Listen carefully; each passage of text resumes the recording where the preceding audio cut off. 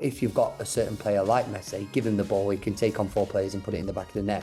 But when you're coming against a good level opponent like Napoli, I still feel that you need to have a process of passing the ball and wearing them down. You take them to one side, you take them to the other, and then all of a sudden the gaps start to appear. And that was the conversations as well. Benvenuti a tutti. Grazie. Fire away, Brownie. You now lead then. That's when you're... Oh, is this me now? Well, I was just going to say, well, thank you very much. And also to your special guest is me, Michael Brown, or co-host, whatever you want to do. That's the way it goes, does it not? Co-host. I'm going to learn a bit of Italian. That sounded good, and I'm so glad you did it on the first take, or was it the 15th take? But anyway, it's good. Sounds good. The pronunciation's really good. You're getting better and better, aren't you? I don't learn very good by reading. I learn by listening. So oh, you're a good listener. It's coming along. That's nice, isn't it? A little bit better. We're learning something now. Yeah. Kyle Walker's a good listener. Hey? Do take. You might not think I'm listening, but I am listening. Well, there's sometimes there's a bit of a debate in it. We can look at that. Yeah. Napoli. How about that? Napoli. Oof. Napoli. Interesting city. I'll start with that. I think they live, breathe, and eat football. It was a different experience for the last time I went with City, to go there as an Italian team with 2 big Italian teams going at it. It was very hostile, but I really enjoyed it, and it was a good experience. It's interesting, isn't it? What a stadium. Good one, right up there. You've done it before, obviously. I think it's... Maradona? Yeah. Can you say what it's called or not? Stadio Diego Stadio Maradona. Yeah, nice, yeah, very well. I mean, when we came out of the dressing room, there was a statue of him there, which...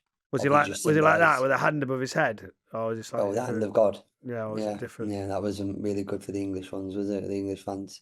No. But what a great player, and I think obviously for what he did for that team and for the city, it speaks volumes that the stadium's named after him. Good atmosphere, all rocking. Yeah, it was very, as I said, very hostile, but they're the games that you want to play in. It was like a proper, top of the table. Listen, we should be a lot higher than what we are, but normally a top of the table, 2 big Italian clubs going toe to toe. Obviously they come out on top. Felt that we started the game slow again. 2 early goals, and then all of a sudden you're on an uphill battle. But I thought the lads showed great, fighting spirit to come out in the second half, and we should have, we scored the penalty. We claim a draw, but that's football, and we move on. Billy Gilmore, Scottish and Italian. What about that? That'd be a funny accent. Imagine him getting on the pod going, right, give us a little bit of a... Come on, Billy, give us a little bit of what you've got. Do you know what I mean? I might ask him or Scott, I might give him a ring and just say, okay, listen, like we're going to move on to Brits abroad. It's nice to have a few English or British players out there, because at times some of the foreign leagues, we don't really have that much representation, is it? A lot of players come to us, the Premier League, etc., but the other way around is... It's not always the norm. We've seen, obviously, a couple of the guys go to Dortmund, haven't we, recently now? The trend's getting better, I would say. I think it's good for the English game. I think it's good for, the English football for other people or other players to go and actually experience playing abroad. As you just said there before, Jadon Sancho, Jude Bellingham went over to Dortmund, did very well, and obviously gone on to, big clubs, moving to big clubs, whether that's gone right or gone wrongly. But I think for Billy Gilmore, Scott McTominay, me, Tammy, Fix being here a number of years, as well as Ruben Loftus-Cheek, it's good because you all seem to, you obviously all get along, but I think it's also experiencing a different culture, and that's why, that must be strange, that culture, mustn't it? Of having that different style, and it affects everyone different. You're always open, aren't you, to listen and go into different scenarios. You've got better as you've got older. But imagine if you went there when you were younger. Do you think you could have still coped as much? No, definitely not. Why? Definitely not. I don't know. I think I was just so... Could I? I'd be like, thinking as a youngster. I was so wrapped up in England, playing in the Premier League, obviously playing in the Championship before and learning my trade. And we've had numerous conversations when we've been on holiday or around each other's house for a takeaway. And you always said to me, probably don't finish your career in regretting or saying what if. And as I said countless times in this podcast, if it wasn't a club like AC Milan, I don't think it would have appealed to me. But to come to a club of this stature with this history, and still competing in one of the top, tiers in Europe, this is what you want to do. Did you ever fancy going abroad? Did it ever come close? It just got whispered in my ear to ask you. What is North Wales? To have a song. Do you know what? Honestly, I got asked to go to Brisbane late in my career, and it was like I said, right, I want 18 months, but they only wanted to do it till the end of the season, like a loan. And I was thinking, oh, that is a long way to go, to go and do that. Would I have fancied it now? I think I would have, yeah, like you said, a little bit towards the end of your career. I think you'd always have to look at it. What age was you then? Probably like a fine wine, like 36 or something. Okay. So they were obviously worried that you couldn't play. They're worried that you can't still play. I watched Jamie Vardy obviously play at 38 in the Premier League. We've seen several others, who can. Well, look at Ashley Young now. Ashley Young still playing, at Everton now. Yeah, amazing. Yeah. But I think even like Nick Montgomery, he went out there, didn't he? Yeah, he went out there for years and then coached and stuff like that. And then coached. But America now, yeah, I think so. I think you'd have had a look at it. I think if there's somewhere now, I'd be thinking as well would be nice. I think the States would be. I don't know. That would be quite nice. Looking how that league's going, because the language barrier scares me a little bit. Like not sure about certainty. You know what I mean? Completely honest, Brisbane would have been completely fine for the language. Yeah, I mean, so.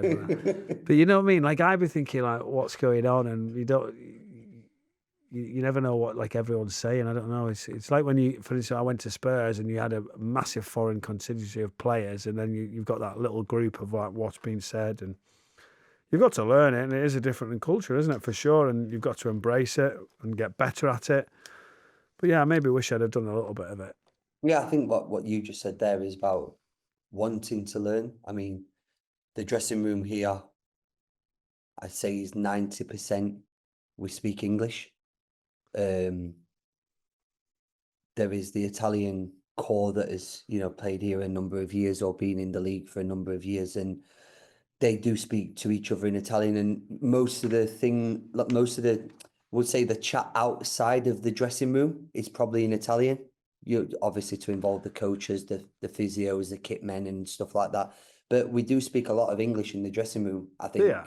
Do you like at half time, like when you're walking out, do you sort of say like, keep the ball, like, let's do that? And when you're like walking out of a half time tunnel type thing, do you give that sort of chat? And you know what? About like that? Fantastically. To something that I think this is a podcast now that I keep wanting to address certain things in. Like what? I don't know. There was, not sure what you mean, mate. Yeah, I bet you don't. So there was a thing between the media, I'm going to put in quotations marks now, because guess what? Now they can also see us, not just listen to us, can't they, Brownie? Fire away with your one-liner. Keep going. Believe so. Go on, keep going. What is it? Well, you can watch. You can watch us now, can't you?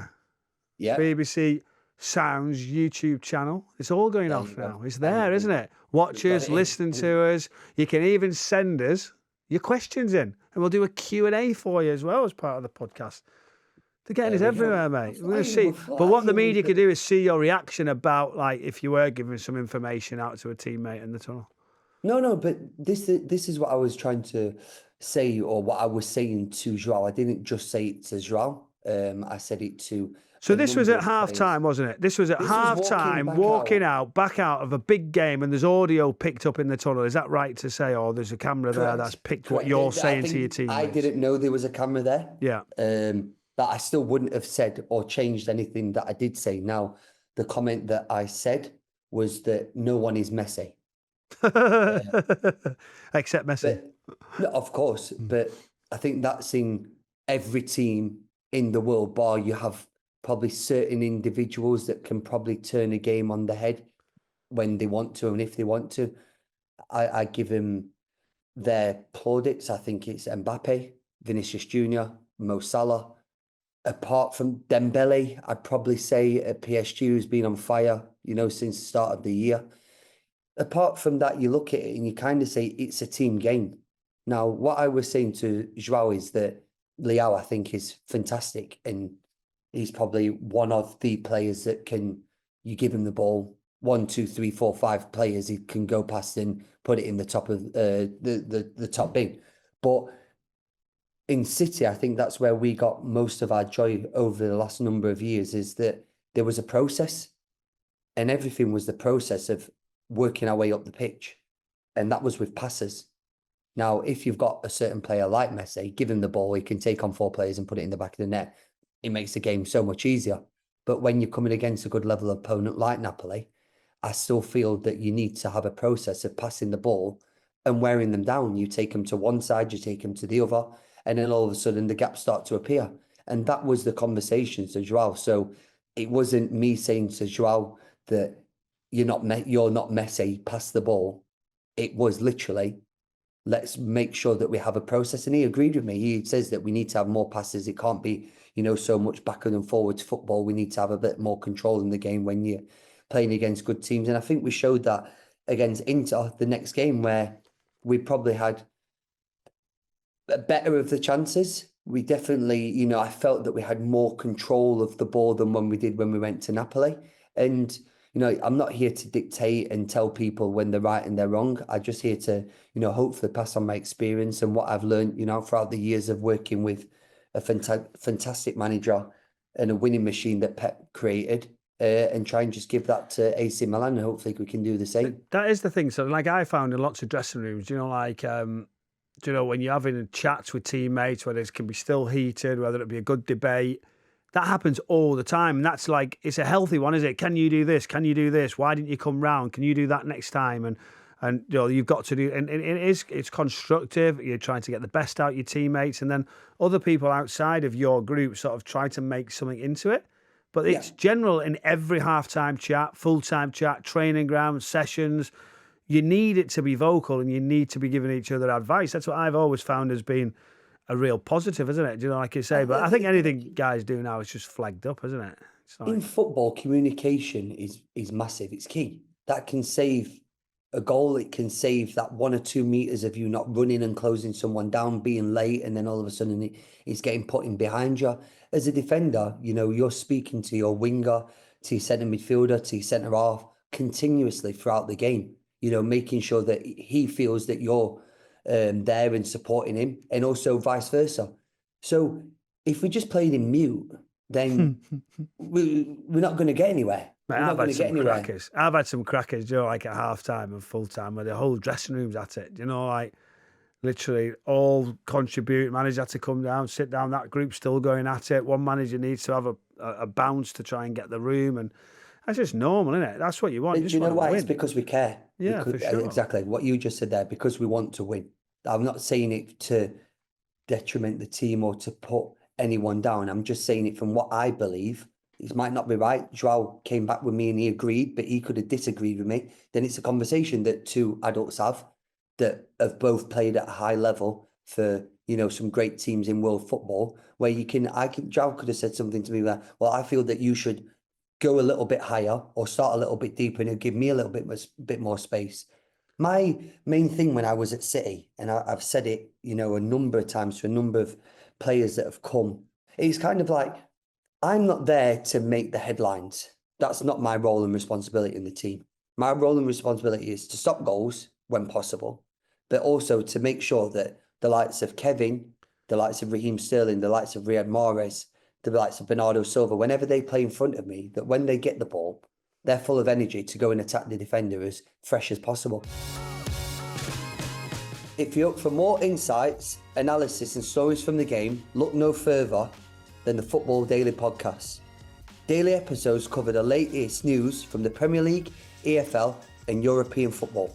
Plus, they're interviews with big names from across the footballing world.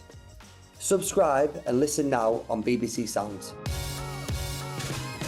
I think I've seen a little YouTube clip of Neil Warnock having a little ding-dong at, was it half-time or full-time? But he's did it every single time. He's done that's the point, isn't it? Half-time, have you ever been involved in? Mate, I've been on the end of a load of them. Do you know whether there's been a full scrap in the tunnel when you've been walking down, coming off the pitch and then going in, and then everyone having a go at each other? It's gone to stages where there was almost people getting pulled off each other. That's normal stuff. But he just wanted that desire, that fire, that win. And that's normal. I mean, say lots of managers did it. Then later on in my career, we had Brian McDermott at Leeds, and he wants pure silence. Doesn't want any of the senior players to speak. You have to wait, and then he'll come and address the room, which was something new to me, which I hadn't really seen or believed is possible. Because a lot of managers just sort of say, right, I'll step out, wait, let you have your little go, and let's see what the lads say around the dressing room, and then they can come and react off that. Sometimes there's one or two of them say, what have they just said? I don't know if you found Yeah. that listening outside the door. And Warnock would always do that and then just jump in after and say, right, come on, this is what we need to change. They wanted a bit of fire, didn't they? That's what I want. I think it's important, but it depends on your personality. It depends on you as a player. You know, some players want an arm around him. Some players want. What do you want? Both. I'm a bit like both. Yeah, I'm a bit of both. I'm a bit of both. When needed, like, have a go at me, because, you know, sometimes you need a little bit of a telling off and a little bit of a reality check. But sometimes, you know, an arm around the shoulder is good as well, because it gives you a little bit of confidence. You walk with your shoulders back and everything like that. And I think different people react differently to certain things. You know, certain players you can have a go at, but certain players you need to probably just word it a little bit different. But I think that's all about getting to know your teammates, being a good, I'd say, senior member of the dressing room.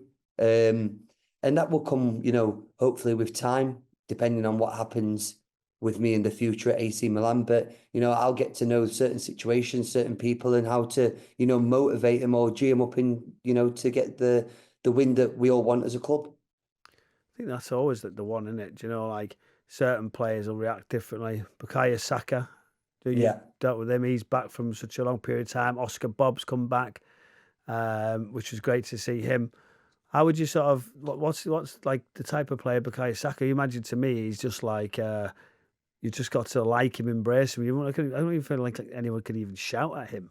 Do you know, like he just seems to have that like. Saks is a lovable character. I think the numbers speak for itself. What he's come and done, and to be at a club like Arsenal at his age and take on the role and responsibilities that he has done, I think you have to take your hat off to him.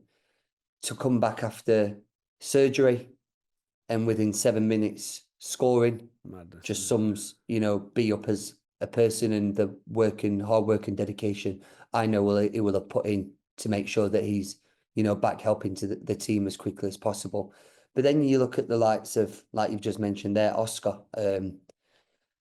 I was there in the training session when he did it. I was devastated for him. You know, one of them injuries where no one's around him. It wasn't a tackle. It wasn't, you know, someone being daft and stupid on a late one. It was a freak incident that happened.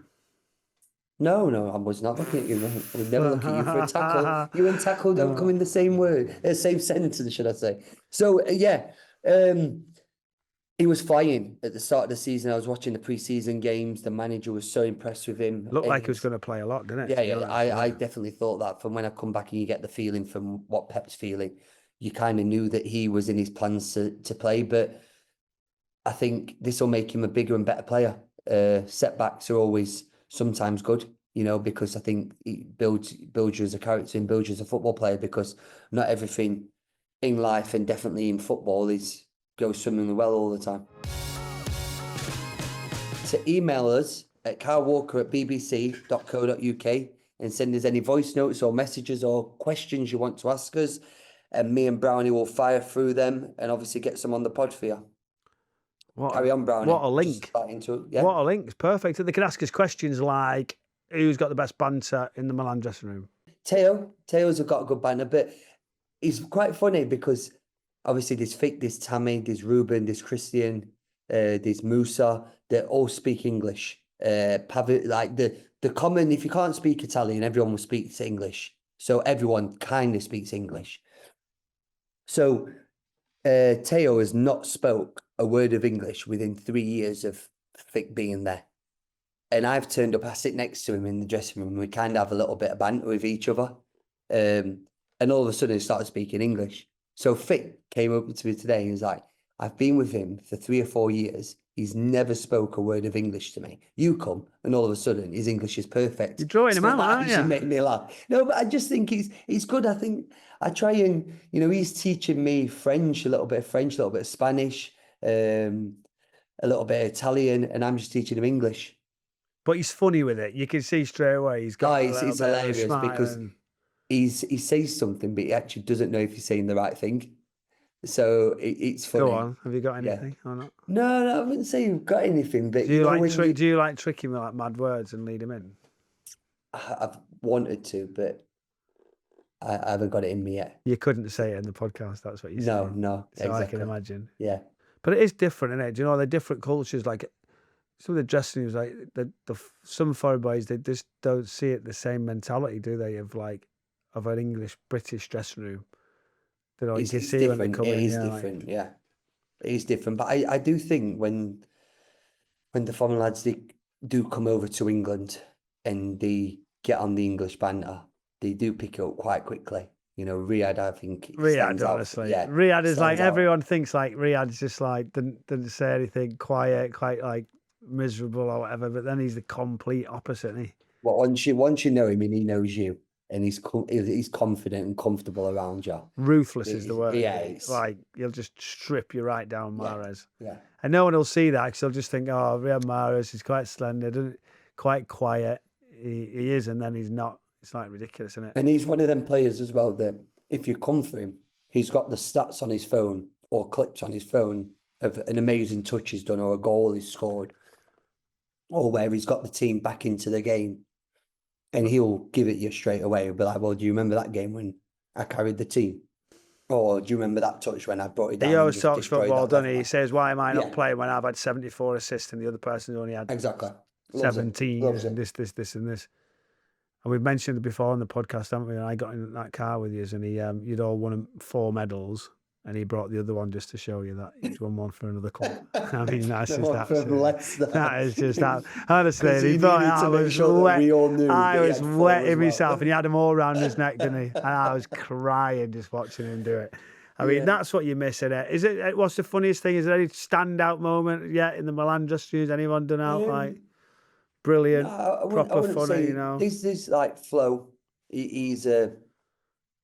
He's a character, obviously you've got there's a lot of characters in there, but I think that in the utmost respect to the club and the way that we've been performing in the league, it's much better when you're winning and you can have jokes. We're not really at a time or a part of the season, where you can start joking around, obviously there's a lot of pressure on not just us as the players, the manager, the club, the organisation. So I wish we was at the top of the league because I think it'd be a very funny dressing room.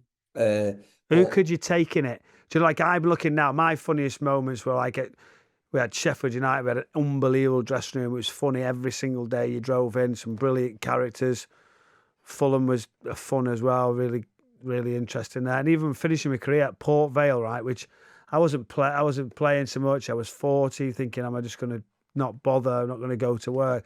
And those guys there just made me laugh every single day. It was brilliant. It was funny. We all had breakfast together, and then from there on, and it was just a brilliant scenario, isn't it? But like for me, if I was like taking somebody to a quiet dressing room, you start thinking, right, which names would you take in? Do you know, it's tough, isn't it? Like I had a player, Rob Coslick at Sheffield United, who I did a Q&A with him in Sheffield last week. He's hilarious. Jimmy Bullard, very, very funny.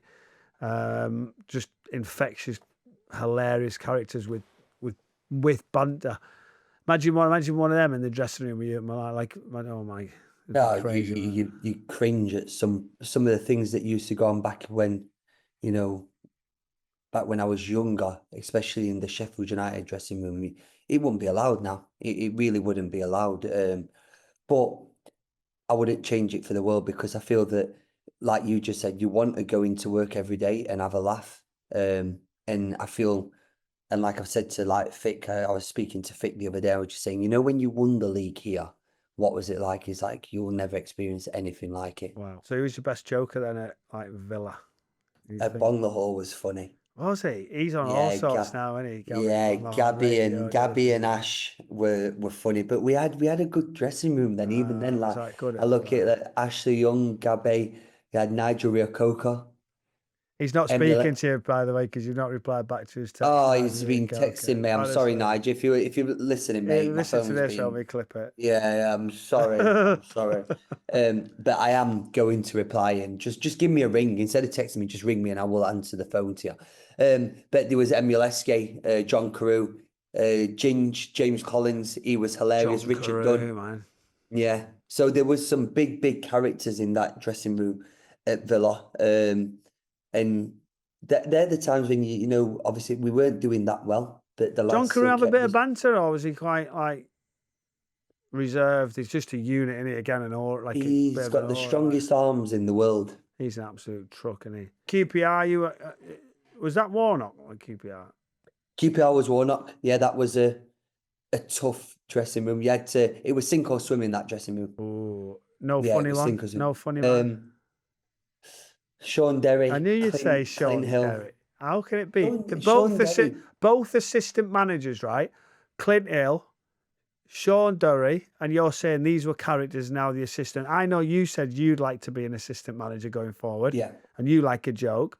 And Yeah. did you see that Ruben Amorim, right? Yeah. A former teammate, he said he was the joker, and then he's gone on to be a manager of Man United. That's weird, isn't it? Don't you think? If he is that big a joker to go and be the...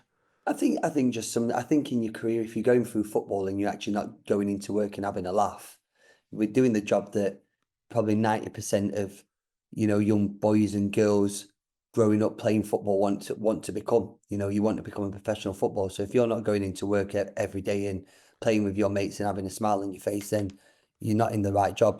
Even the other night, I watched them against Nottingham Forest, and you look at Forest now, and if I would have said to you at the start of the season, Forest, I think I seen a stat that they're like Crazy, a 90% chance of being in the Champions League now. You'd have said no chance. It's mad, You'd isn't have it? said no chance. But they've just got players that have been on form. Alanga's been incredible. Callum Hudson-Odoi, you know, Chris Wood has produced the goals that he's producing. I think the commentator the other night said a very good thing, that they've kept the team fit for most of the year. You know, they've not been, touch wood, hit with, Yeah, they've been the least number. you know, a lot of injuries. So you've got that, you know. Tell you who's done well, Kai. Ole Einar, the right back. Oh, He looks he's so incredible. comfortable, He's incredible. calm, and like 1v1. He plays, score, he then plays let's go. left and right back. Just He go plays score, then left and take right me back, on. and There's I not was many like impressed I've with seen him. you do that. I go, come on, take us on. He goes, yeah. He's so quick. He's so quick. But I was impressed with him a couple of years back when I played against him. And just his calmness on the ball, how he defended on the 1v1 situations. And to reckon the performances that he's doing week in, week out. Obviously, I know he got injured the other day against Manchester United, so hopefully that's not too bad, because, you know, he's been a massive important player for them over the season. And, you know, I would definitely get my vote for being, you know, either left or right back for the team of the season, which is fully deserved. Aaron Lennon was asking about you, and I was like, "Has he got any banter?" He used to have a bit of a giggle, but he weren't like the big joker, was he? Do you know, like in Spurs, is like, No, I he don't wasn't. know, you know, like- As they were a bit reserved, weren't he? He was a bit Yeah. like Riyadh. Until you knew him, he was very much in his shell. But then as soon as, I don't know, you went for a dinner or a night out with him, he was hilarious. He was hilarious. Who's the biggest joker that you've had? biggest Cozzy? joker. I think notably that Jimmy Bullard was crazy, but different Yeah. to a guy called Rob Cosluck. I think Cozzy was just like dry, quick, witty, where Jimmy had no boundary. Yeah. Like no boundary, no filter. Wherever was needed to be done, he would do it. But it did make you laugh every single day. And in the end, you had to say stop. You know, it's too much. He was just like in your face, too much. He's threatened to come on this as well, hasn't he? You know, he's got his Yeah, he own has. stuff, so He it's a has, bit of a yeah. trade-off. Yeah. So we'll see how that goes. We're But it is packed up with fun, isn't it? people that are wanting to come on, or that we're going to ask to come on, but no one actually comes on. I know. So We're coming on either soon me, because you, or you're the in Milan. BBC's got to pull the You're in finger out. Milan. You're in Oh, it's Milan. my fault. Yeah, okay, my fault. I was You're in waiting Ma- for you for 20 minutes prior to this podcast. What from But- 6 o'clock start? No, I'm just saying. It was 6 o'clock start, just to let Okay, everybody I'm just- know, and it was bang on 6 o'clock. In fact, I jumped Okay. on the chair at 6 and started laughing that, in fact, that I was here on time. I Okay. was very worried on the way in because I told you at 5:30 that I wasn't nearby.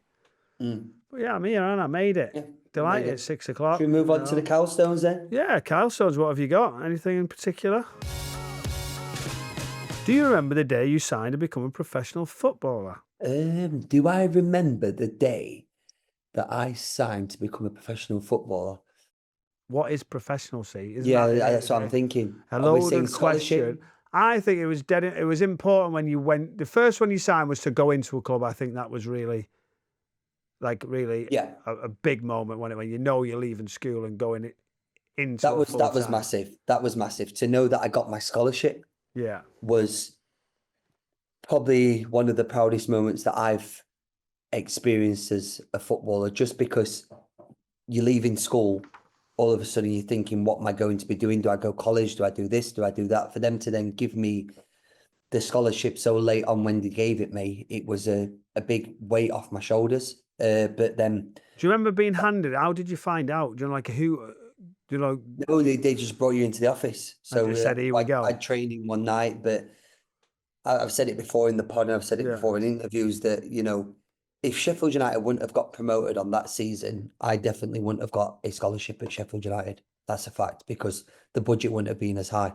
But where they got the promotion to the Premier League, they got the budget, and everyone in my age group actually got a scholarship that year. So we was very fortunate. There was 14 given out, and I think that was the highest that they've ever gave out, you know, in the club's history. So I still think you need a little bit of luck in football, but going down to Northampton was probably when I first felt like this is it in a way. Was that like your first team debut, like your debut for a first team?